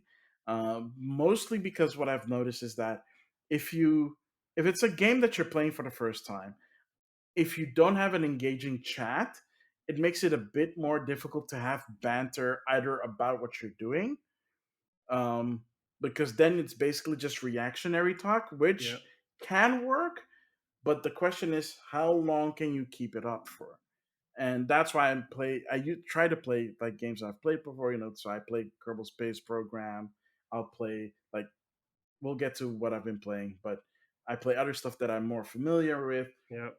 in general, or something that I've played. If it's something new, I will play it, like I did with Pokemon Unite. And I had the added benefit that I was like co-streaming with, well, not co-streaming, but we were streaming simultaneously and we were talking to each other on Discord. So Yep. that also kind of helps. Um, I'd say if that's something that like is interesting to you, whenever you move to like not streaming directly from the PlayStation 5, we can set up like a Discord, like the Discord on our Game Rifles Discord, which the link for that is in the description of this episode and in the YouTube channel. So if you want to join us on there, click on the link and you can talk to us about whatever gaming, and even stuff outside of gaming. Yep. Quick plug right there. Shameless plug. uh, Shameless plug. So it's like with Twitch, it's all about figuring out how you feel about streaming, what Yeah. works for you and what doesn't. Yeah. I mean, like a lot of people gave me the advice, like, don't play a game the first time. Well, don't have your first stream be a game you haven't played before. So that's why I Yeah, chose Days Gone because it was either between Days Gone or Spider-Man Remastered. And a couple of people like, ah, do Days Gone, do Days Gone. I kind And of then wish you did Miles Morales, but that's fine. yeah, so I was thinking, so the game I want to do after this will be Spider-Man Remastered because I played the game originally when it came out in 2018, and after that I never played the game. So Mhm. and I've been watching another guy I follow on Instagram his Instagram handle is Capriano Plays. Super cool guy. He makes these let's plays on his YouTube channel, and he did Spider-Man Remastered, and like I saw that, I'm like, I want to play this game. So I'll probably play it after this, and then maybe I'll do Miles Morales after that, because I finished both games, I platinumed both games, so that way at least I can just I don't have to focus on the game as much because I know how it works. I've experienced the story. I won't miss out on anything, and that way I can Mhm. just hang out with chat and just like respond on the game together. And I'm also thinking like, hey, if the Battlefield beta comes out, that's something I will want to stream. I want to do Last of Us 2 again because um, I only played The Last of Us last year, and then and I played it when it came out. I finished it within 3 days that it came out because I really just wanted to see where it went and how it ended. And I feel because of that rush to see how it ends, I wasn't able to enjoy the game as much as I wanted to enjoy it. So I hope that by playing it a second time and just by taking my time, it might change the opinion I have on the game. I still think The Last of Us is an amazing game. It was not my game of the year. That was Ghost of Tsushima. Um, but maybe I will have some different perspectives on the game on some of the parts that I had an issue with. So, Mm. thinking about that. So it's enough stuff, and who knows? I might even do, but I don't know if there's like an audience for that. Like I was thinking maybe Formula One, or maybe even China will grow larger together with chat. Um, Like I still, yeah. So I still need to set up my PC for that so that we can do that. yeah, So we can play Command and Conquer Generals again, yeah, and like do a simultaneous stream, yeah. which would be really fun. And China will glow larger. Yeah, so And generals, yeah. I mean, I'm really bummed that they're not doing generals too. That they canceled that. no, Yeah, they did Generals too. They are not doing Generals 3. they didn't do generals too. They canceled it. Oh If you, right, it was a sorry. I'm thinking of Zero Hour. yeah, Like yeah, because it was being done in Frostbite and then it got canceled. It first went free to play and before it came out, it got canceled. yeah. Yeah, heck, I might even play Total War Three Kingdoms on stream if anybody wants to see that. Yeah, so that's also a fun thing about Twitch is like I said, just play stuff that you like. Yeah. Because if you play stuff that you like, that means you can do more interesting banter and you can show it off to like other people. Like I actually got some like I told someone that I streamed the other day and they were like, "Oh, I actually wanted to see that stream because I've never played that game and Mm. I'm really curious about it." So um, there are people that are interested in like certain games, maybe not a big audience, but still an audience, and an Yeah. audience is an audience. And you had a pretty big audience, so like I was again, like completely kudos. shocked. Yeah, I Yeah, think I mean that's the first tip I would give to anyone, seeing as I experienced it firsthand yesterday. Is like if you're going to do streaming, because I was talking to a friend of mine today about it, and he said that we both know this guy, and he started streaming on Twitch I think like a month ago, and then he also stopped by. The friend of mine I was talking to also stopped by yesterday. And said like, "Whoa, you had a lot of people in there for your first stream." Like, yeah, I don't know, man. I just, I know a few people that said, "Hey, I would love to stop by." And so like and he talked about this other guy. And said like, "Yeah, he's been doing a stream for months, but he usually has like one or two viewers. So, but he's still grinding at it and he's still doing his thing." And I said like, you know what I've learned? I learned two things. The first thing is if you give if you invest in others, it will always pay it back in dividend. And don't invest with the expectation that they will come back. Invest just because you like it. Because if you had asked me last year about Twitch and watching other people stream, I was like, why should I watch somebody else who's playing a game? Where's the fun in that? I mean, I have better things to do than just sit behind my computer and watch other people play. Like, ah. And then I got to know people through Instagram, and I saw that they were streaming. And I thought, like, you know what? Let me just have a look. And then eventually you start looking at what they play and you start getting to know the people better, and then you start to talk with them, and then you become a regular, and then they become friends. And and it was all natural. I wasn't expecting anything back because on that moment there was no streaming on my radar for myself. So like, I talked to people, and then eventually people were like, "Hey, why aren't you streaming?" I'm like, "Yeah, I don't know." And then eventually some kept pushing, saying like, "I think you should really do it. You'll like it." And then when I said I was going to do it, a lot were like, I want to be there. I want to be there for your first stream." And like a lot of people were there for my first stream yesterday. So that's like the first thing I would give as a tip is like invest in others because you genuinely want to, and it will pay itself out with dividends. It's always like give to people, so it will be paid back in millions in return. And the yeah, second tip is like try to build an audience somewhere else before going to Twitch, because I think the benefit is that like we both build audiences on Instagram. You know, you through the your own page and I through the Game Robbers page, and I think it's because of that you form these friendships with people. And then people are like, you know what, I just want to see what, because people are interested in each other. They're like, hey, I just want to Yeah. see what happens. And because you kind of build an audience somewhere else, you automatically bring that audience with you to Twitch when you start streaming. So that automatically makes it a whole different story. Because, you know, I think one of the first thing people think about is when they start streaming is like, what if no one shows up? What if there are no viewers at all? What if I have to talk to myself and the whole stream nobody shows up? I mean, that would be pretty depressing. And I think that can hurt your motivation to stream. And you can still grind on, but eventually, if you don't see anything happening, you're like, okay, well, I probably suck as a streamer, so I shouldn't do this at all. Because at the same, well, whereas it could just be that people don't know that you're there, because simply, for starters, that's one thing that sucks about Twitch, is that it hasn't got any discoverability. I mean, if I open up my Twitch app and there's no, and none of my friends are online, it will show me the recommended stuff, and the recommended stuff is literally ASMR ear licking stuff. I'm like, yeah, and I'll be honest with you, I never ever said somewhere like, "Oh yeah, I love ASMR ear licking stuff. Give it to me." You know, Oh, and that's the grossest thing. it's so nasty. And before the ASMR stuff, it was the hot bath The stuff. hot tub Yeah, stuff. the hot tub And then stuff. Twitch kind of nerfed it. Yeah, and I was So like, they moved on from that. how is this recommended for me? This doesn't fit into my taste. I've never said anywhere on Twitch. There's not really an algorithm for No, that. but They that's just show the most popular yeah, thing. yeah, but that's what I mean. Like discoverability on Twitch sucks. I mean, on YouTube, if Yeah. you watch a movie with a specific theme, the algorithm will recommend you stuff because they're like, oh, okay, the Maximillian guy likes watching Nintendo stuff. Let me recommend Nintendo stuff. It's not going to say, let me recommend a girl in a Mario suit licking ASMR ears, because they're like, no, he doesn't like that It stuff. still might do that if it has a lot of views. It still Yeah. might recommend that, but Yeah, I know what you mean. but that's, you know, and that really sucks. So yeah, but besides that, I really enjoyed it. I want to thank everybody for being there, for their support. I want to thank you for helping out and moderating.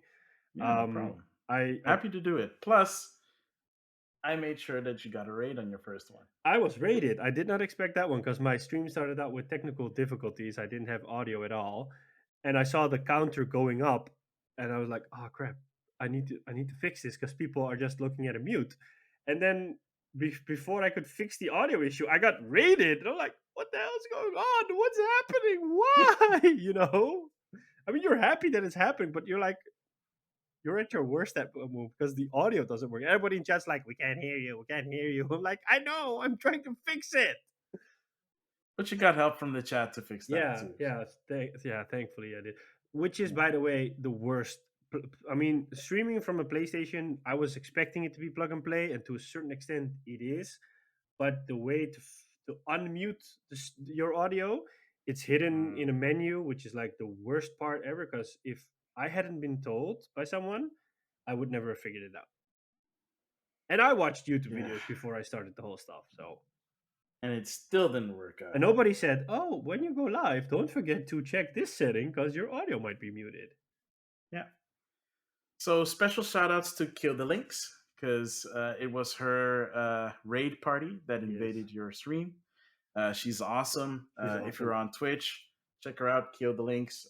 If you're on Instagram, she's on there as well. That's how I found out about her. She actually did that as well to me when I was streaming once. Oh, nice. I was like, it was like I had like a few viewers, you know, the standard people that were watching, and then all of a sudden she just raided my stream. It's like with 15 people. I'm like, oh my gosh, this is the most people I've ever had. Yeah, that is so cool. And most of them actually did stick around after that, and they've been coming back, and it's really fun and just like it's just fun. I spoke to someone afterwards, and and they asked like, "Hey, how's it going? How did it go? Blah blah." And I was like, "Yeah, it was really good. Technical issues, but that, this, and this." And then I got raided. Like, "Oh wow, that's so cool!" And I was like, "What is being raided?" And I'm like, "Oh," and then I was like, "Yeah." So basically, it's like when a Twitch streamer is ending their stream, they just go to someone else's stream with all their viewers, kind of like to carry over. And if people want to see some more, they can stick around so that they can get to know new people. But it's like this whole positive vibe thing going on. It's super energetic, super fun. And I thought, like, this doesn't make sense. I said, like, you know what raiding is? So basically, in Assassin's Creed Valhalla, you need to raid. And basically, when you take your whole party and you raid other settlements and you kill everybody, you don't do that on Twitch, but you invade with your whole party and you go into that settlement. And it's It's like, an invasion, yeah, yeah. she and she was like, "Oh, okay, that makes sense." It's like, yeah, that's basically what it is. So it's like a real life raid, you know? Well, there's one way to explain that. Yeah, I mean, I don't have fancy alerts and stuff set up yet. I'll do that Not yet. eventually. We'll get that. We'll get you Yeah, there. I was thinking, like, if I ever become affiliate, that would be the moment where I switch everything around and do it.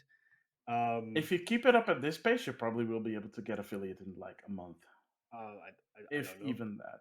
I have no idea, but we'll see. But I thought, like, maybe like an Assassin's Creed horn, because when you go out on a raid in Assassin's Creed, there's this horn you have to blow. I thought, like, that would be nice, for some of these sounds to have like this massive Lord of the Rings kind of sound, where people like actually feel like being invaded. Like, that's a nice idea to write down. So, Yeah.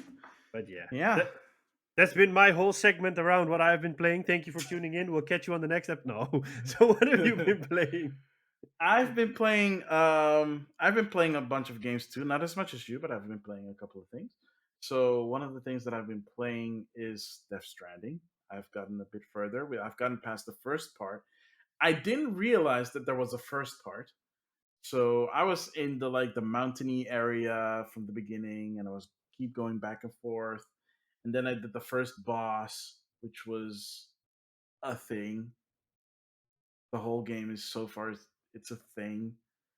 I still don't know what to explain. I do realize one thing. I like riding around on my bike. And I finally got to the point where I can make my own bikes, and I have the power armor for your legs, so I Nice. can carry more stuff.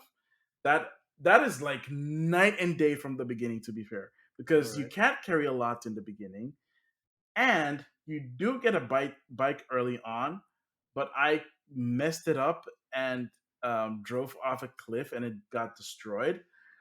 So I was like, no, I can't make a new bike yet. But Yeah. luckily, after that part, like quickly after that, I was able to make bikes, roads, the power armor. Apparently, the roads degrade over time, which I did not know. Yeah. I was like, well, that kind of sucks because it takes a long time to make a road Yeah, but and a it's lot of resources. it's But this it's a communal thing. yeah, it's asynchronous multiplayer, so Yeah. everybody gets to contribute. I love that, by the way, That's because really cool. Yeah. as soon as you connect one of the one of the what do you call them again? The The nods. bunkers to like Yeah. yeah to like the strand and to the chiral network, then you all suddenly see all of these things popping up, Yep. like signs and like ladders, and like now you see like other people's motorcycles that you can just use. Like the roads suddenly appear out Yeah. of nowhere. It's like I didn't finish this road, suddenly it's here. Okay, cool, awesome. Yeah, I mean, I don't know if you know, but you can also, if you pick up a lot of stuff, when you go into the menu, you can say auto arrange cargo, and it will Yeah, automatically auto arrange your backpack. yeah, Uh, that's the first thing I discovered. It's like, yeah, oh, this is a yeah, and you gut. get more exoskeletons because you have the power one, so it allows you to carry more. But Hmm. later on in the game, you get a speed one, which makes you run Ooh, faster. oh, And thank there's goodness, because yeah, that's there's also one to traverse in the snow because the game is super varied in environments. And there's hmm also one to allow you to climb better. oh, So that's really cool yeah, because there's a lot of mountains. like what's really cool about Death Stranding is that you kind of get overwhelmed in the beginning, and there's a lot of explaining in the beginning, a lot of cutscenes, typical Kojima. But eventually, it gets to the point where they're like, we showed you enough, or we taught you, we told you enough on how the game works. Here's your playground. Just go out and have fun. And then Mhm. gradually, the game gives you stuff, and that just adds to the experience. Because I mean, there's this part where you can get little um, how do you call it? two-legged drones No, that take your packages to their yeah, you destination. get You mean those, that? but you get those, but you also get like this small hoverboard, and you can stack your cargo on that hoverboard, so it's like a Oh, carry-on, okay. and then you can connect up to three on each other, and then it connects to you. So then when you walk, it just follows you, so you can carry like loads, or you can use it as a skateboard. You can just step on it and skate around like a hoverboard. I mean, it's like a lot of crazy stuff in there. Not surprising there. I did run a like. I didn't know if it was very early on in the game, but I did come across Jeff Keighley. Oh, nice. There's Um, more so people that in was there. that was that was fun to see. I Yeah. saw there's like a bunch of characters that I'm like, oh wow, this actor is in here, or like this Yep. person is in here. Shuhei Uh, Yoshida is in there. yeah, I haven't Herman, come across him yet, yeah, but Herman Hulst is in there. Herman Hills is in there, which is Yeah, really weird. yeah, yeah. They only did the likeness, so the voice is always Yeah, someone the else. voice Yeah, is always someone else. yeah. But it's still weird to see someone that you've actually met before, and then it's like, oh, I have actually met you before in person. That's super Mm. weird. Or I've seen you on a lot of videos or like events and stuff like that, and now you're in this game, like not being voiced by you. I told you this before, but I met Herman Hulst in real life before, and he gave me like the most gamery response ever. Was like, "I'm not a little kid, man," but he probably gets Which that is a off. weird because you have a different experience meeting him than I did. Because with him, it was like a pure gamer thing. We Yeah. didn't even talk about like Guerrilla. We just talked about he was here to pick up like Breath of the Wild, and I was here to pick up Breath of the Wild. Mm. Um, because it was I think it was the launch day, which is pretty interesting because like Horizon had just launched Yeah. like days This. before, Yeah. Breath of the Wild and the Switch launched. So he was there to pick up like I think he already got his Switch, but he didn't have Breath of the Wild, so he was there to pick that up. Yeah. And yeah, we just like talked for a little bit and like, hey, how's it going? Like, oh, you're here to buy like Zelda. Oh, cool. Yeah, I'm gonna play it too. Yeah, I took like the week off. I'm gonna play it for like a whole week Wow. Back then he straight. could So, because he wasn't the head of oh no, Worldwide I Studios. told him that Oh, you I told was that. gonna Oh, do I that, and he thought was he just took the there. week off. No, he's like, no, I'm just gonna enjoy playing Zelda because even he was looking forward to Breath of the Wild. Nice. So Yeah, I mean, yeah, like when I met him, he was talking to a friend of mine, and said like, "Hey, you're Herman Hurst, right? The head of Korea." I said, "Yep." Hey, cool, man. I'm really looking forward to Horizon Zero Dawn. And then he said, and I'll never forget it. I'm like, "Wow." He said like, "And I can't wait to get back to the studio and finish it." I'm like, "Wow, that is just that is not the response I expected." I'm like, I'm not a little kid, man. I just wanted to tell you sincerely that I'm a big fan of the games that your studio has worked on. And like, I was like, "Yeah, whatever." And then I remember like a couple of months ago, I went to the movies in Amsterdam, and I saw him like riding in the city on his Vermouth, like, vroom, he shaves the vast. I'm like, okay, alright. A yeah, lot of people on those bikes these days. yeah. Yeah, crazy. Like, yeah, it's still weird a bike that you have to like enable with your freaking smartphone. They're pretty expensive bikes. Yeah, I know. Like it's still crazy, but Yep. yeah. Apparently they're really good. So I played that. I played the Stranding. I played a bit more of Final Fantasy 14. I finally got the ability to. I finally started the class that will allow me to get to become a red mage when I finish it. But I still need to get to level 50, and my time is almost up in Final Fantasy 14. So the real question is, will I continue Final Fantasy 14 past the first 30 days? Only time Uh, will tell. Um, Maybe. I really do enjoy playing Final Fantasy 14. It's like way more streamlined, way more better to play.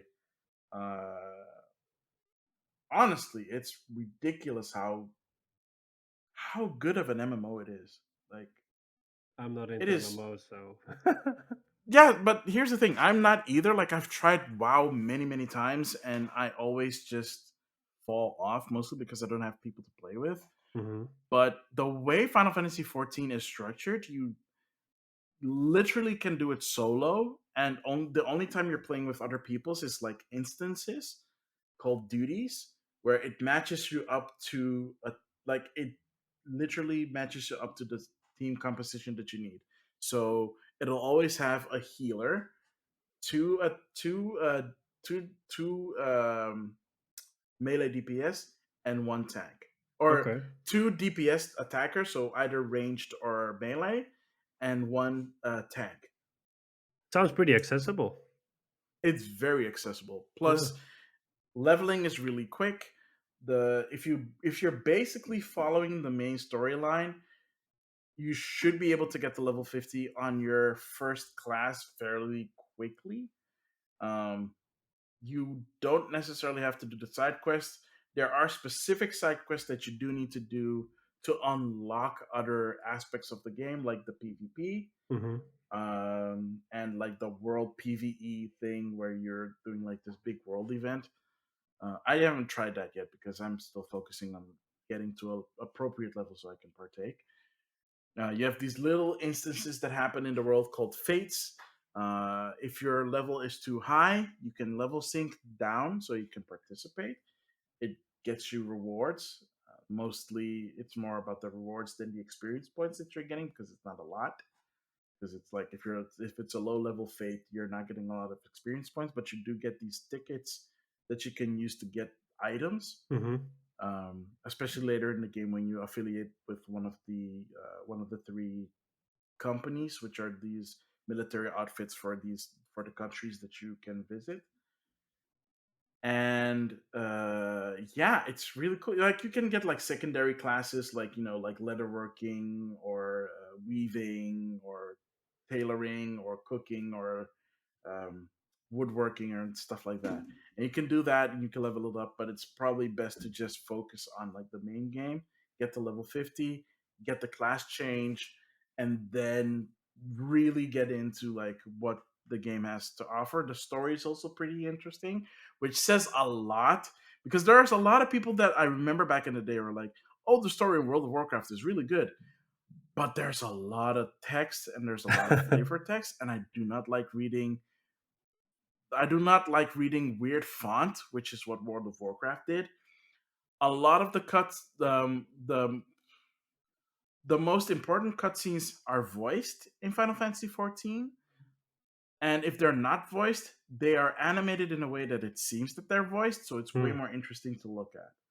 You can still also you can skip cutscenes if you want to. If you're not interested, you can just skip the cutscene, even if it's the first time you're watching it. Oh, that's nice. So yeah, that's Final Fantasy 14. I played more Stardew Valley. I'm in my fourth year, which I'm assuming that's my final year. I really want to get through it as quickly as possible so I can do the multiplayer with my buddy Liam. Um, wow, I can't believe I actually did it again. That's okay. Oh, good grief. And I played a little bit more of Pokemon Unite. I've been playing way less. I think it's It's kind of fine. wearing off. It's wearing off for two reasons. One, the game is pay to win, Yeah. and two, there's still a lot of people playing, but as soon as you pass a certain threshold, you're only gonna get probably mostly a lot of pay to win people that have been playing nothing but Dota and League of Mm. Legends, so they have the skills to like do like the master rank, and those are the only people that you're gonna meet in the master rank. And even getting to master rank is difficult, let alone getting to expert. I'm now at great class, and great class is already pretty challenging for someone who is not used to MOBAs. But doesn't it apply to skill based matchmaking? No, it's just based on the class you're in. Because I think if they applied skill based Yeah. matchmaking, a lot of people will still play it. It's Pokemon and it's Tencent. I doubt that they're gonna do skill Yeah. based matchmaking. Yeah, but like if you think about it, if you apply skill based matchmaking, a lot of people will keep on playing the game. Hence, maybe a lot more people will buy the stuff. Yeah, but considering it's pay to win, I don't know how much skill factors into that. Yeah, they would have to change the model to maybe like say skins or stuff. Because I think that's one of the reasons why Warzone works so well. Warzone does skill based matchmaking, and there is no pay to win. Yeah. At least I don't think so. But that I mean, it's really obvious because like when I play Warzone with the group of friends I play with, it's always like this super high level that we get matchmaked into because we get to make kills and we often win. So it's like a whole different class that we're matchmaked in. And then sometimes I see other people playing it on streams or whatnot, and then I'm like, they're like, "Oh yeah, I got this," and they're like, "Yeah, look at me," and then I'm like, "Yeah, that's because you're being matchmaked on your own level, which is still a low tier. Because wait till you get to the higher tiers, then it's not as easy as you're pretending it to, or you're trying to look and make it. You Yeah. know, you're trying to make it look, yeah, Yeah. Yeah, and outside of that, I finally did my first stream as a Twitch affiliate, nice, which was congrats. really fun. I had a lot of people coming in and supporting, and that was awesome and that was fun. I You did played Secret something of really Mana, crazy. but I did something really crazy. You voiced all the text in the game, Oh, no, not all of it. or at I least did for what I could some of it. see. I did some of it. Yeah, so like I said before, you don't want like you don't want any downtime in terms of like interacting. And well, Secret of Mana is a 16-bit game. It does not have voice acting. So I took it upon myself to like Bring the voice the game to characters. 2020, 2021. Bring the game to 2020 Yeah, and voice it myself. you basically remastered the game. People seem to enjoy it, so I kept doing it. I know. I saw them cheering you on. I was there. Yeah. I was shocked. And that was super weird. Like again, like when I started streaming again on Twitch becoming a Twitch affiliate was not a goal. I didn't set that as a goal. My goal was playing games that I enjoy, sharing it with other people, and that continues to be my goal. But now I'm Twitch affiliate, so now I get subscribers, Yep. which is weird, and I get bits, which is even more weird. Yep. But very appreciate. I do appreciate like the support through like subscribers and bits, and it's like a whole different level of, I want to say, appreciation that you get from your chat. Outside of the fact that they're interacting with you and you're either talking about the game or other random stuff about video games in general. I was in a chat, not in my chat, but another chat, and it got completely derailed. Actually, I've been in a lot of chats where it just gets completely derailed, Yep. and you like the chat is talking about something completely different, not even about the game anymore, and we're just having random weird conversations, and the person streaming is like, what is going on in the chat? I'm so distracted. I want to play the Yeah. game, but at the same time it's like they're talking about weird stuff I that has I nothing to agree. do with the game. I got that when I was watching someone I know streaming Cyberpunk, Yeah. and there were three really funny women in that, which I know. They also stream, but I didn't expect them to talk about the topic they were talking about. And then, like, it took like this whole weird turn, and I was in the chat like, "What the hell is going on?" And I was expressing that, and then they all started to laugh, and they're like, uh, "Oh, Sean is losing it out. I think we lost Sean. Sean, like Sean Templar .exe has stopped working. You know, stuff like that." So yeah, it can get really funny at times. Yeah. Yeah. And I think that's like I to me at least is the biggest appeal that I was not aware of when it comes to either live streaming or watching Mhm. people live stream, because I always felt like the same as you, like why would I watch someone playing a video game? That's Yeah, kind of pointless. And then like my best friend, he's like he watches like a bunch of streamers, but I'm like, what's the appeal of it? Because for one, he tends to watch bigger streamers, hmm, so there's a way more active chat. yeah. Like, what is the appeal of that kind of level of interaction? I don't know if I could actually. Keep I up. don't know if myself would be able to handle a chat like that without having mods, like actual Yeah, mods that are like I have mods. I have my best friend who mods when he has the time, and RB also mods for me, who's done a super great job at doing that. But what happens if I grow bigger?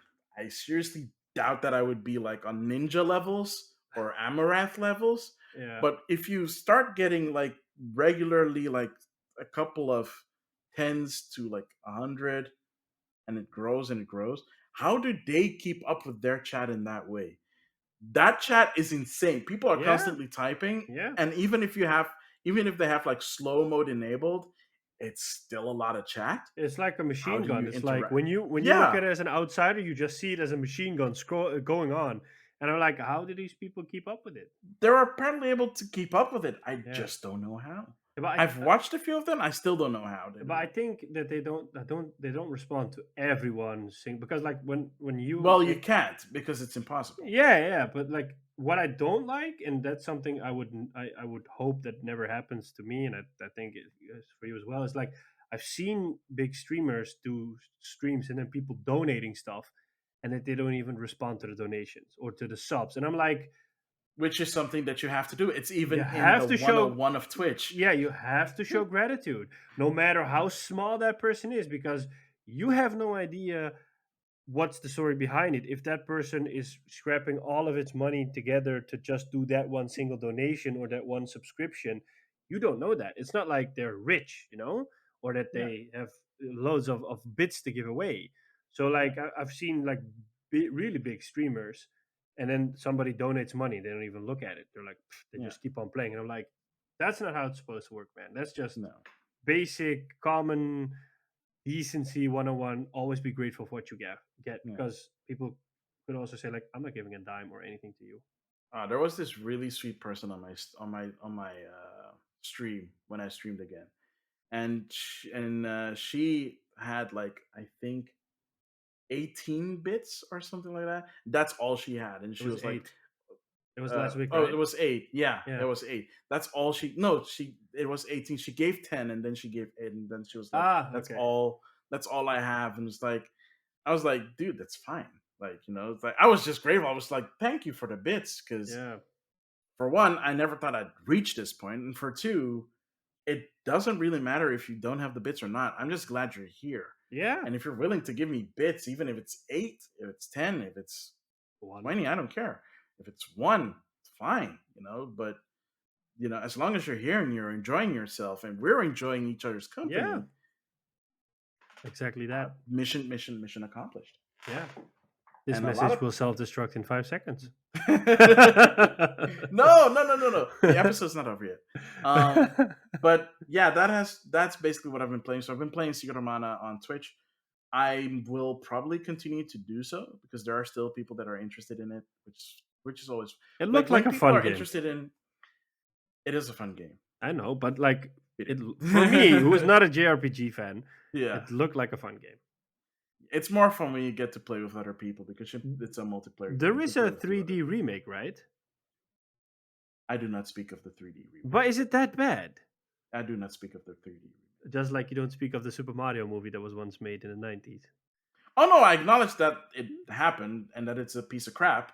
Okay. But at least it's something that happened and it Let at me put it least this way: left an interesting impact. is the remake so bad that you don't want to play it?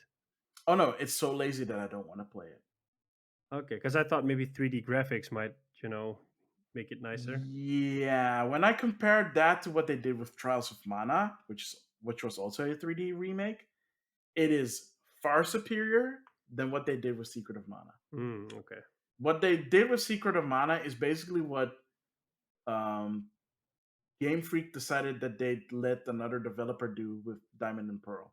Hmm. It's a kind of a lazy remake because it's basically taking the old graphics and redoing them in 3D and basically changing nothing. That sucks. And yes, they added voice acting to Secret of Mana, the remake. I'm pretty sure I did a better job when I did it on my stream.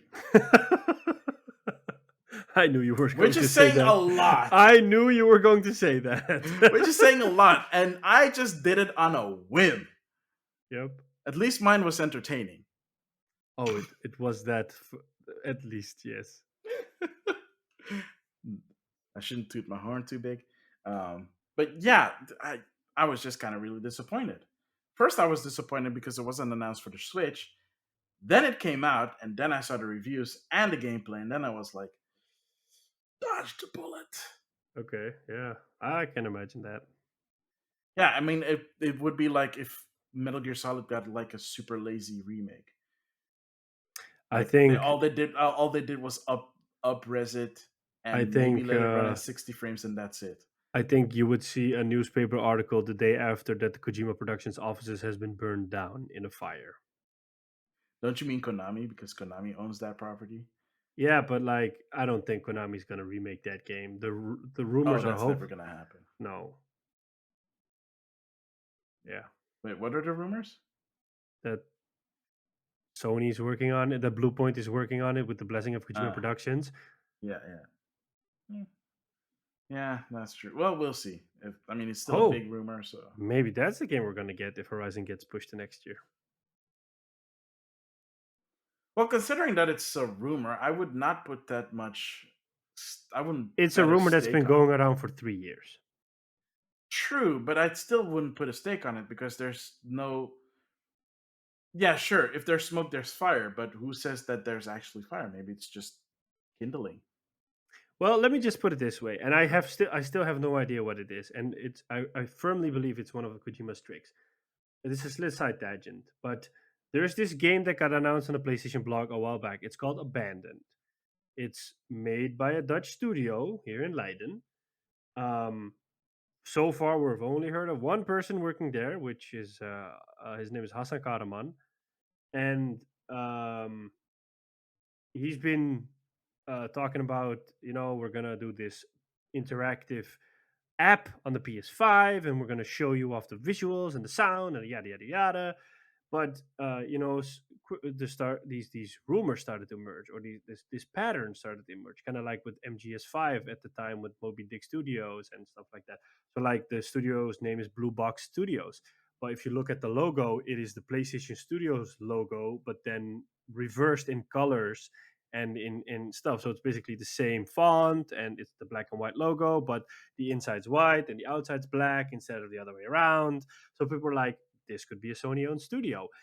And then there were some other references that kind of thought like, hey, because they said we're going to reveal Abandoned is a working title for our game, but we're going to reveal the name of our game pretty soon, and it starts with an S and it ends with an L, and everybody was like, Silent Hill.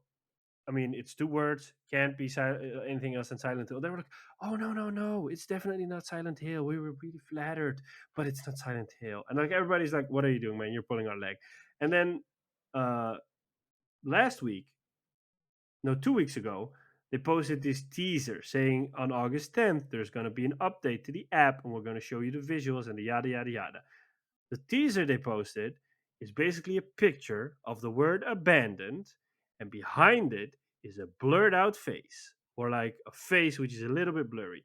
That face has a beard, a mustache, and an eye patch. So everybody was like, this is Solid Snake, or this is Big Boss, because, I mean, this looks so obvious.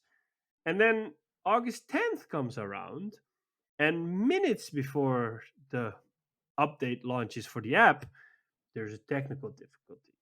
And then they go onto Twitter like we're working on it, but we're a small studio and we don't have all the resources to it. Another update goes on. We're still gonna do the update, but it's gonna take a little while. Another update goes out on Twitter. Yeah, we're still working on it. We really want to drop this update. A couple of days before that, they post this teaser on Twitter of a man walking. You just see this dark alley and you see a man walking. Eventually, the update drops and it's the same bloody teaser they posted on Twitter. So now, like everybody's like, what is this elaborate scheme or this weird ass marketing campaign in which Kojima is clearly involved, but they're denying everything. Kojima isn't denying anything; he's not confirming anything. Um, but Kojima started to say weird things on the anniversary of the PT demo a couple of days ago. So, um, who knows what's going on? Who knows indeed? Who knows indeed? Yeah, that was a Yeah. little side So tangent. yeah, Santa. It's fine. That's what we're here for, right? Yeah, So wow, that was a big what we've been playing, wasn't it? it Suddenly was. diverged into Twitch, talking about Twitch. Yeah.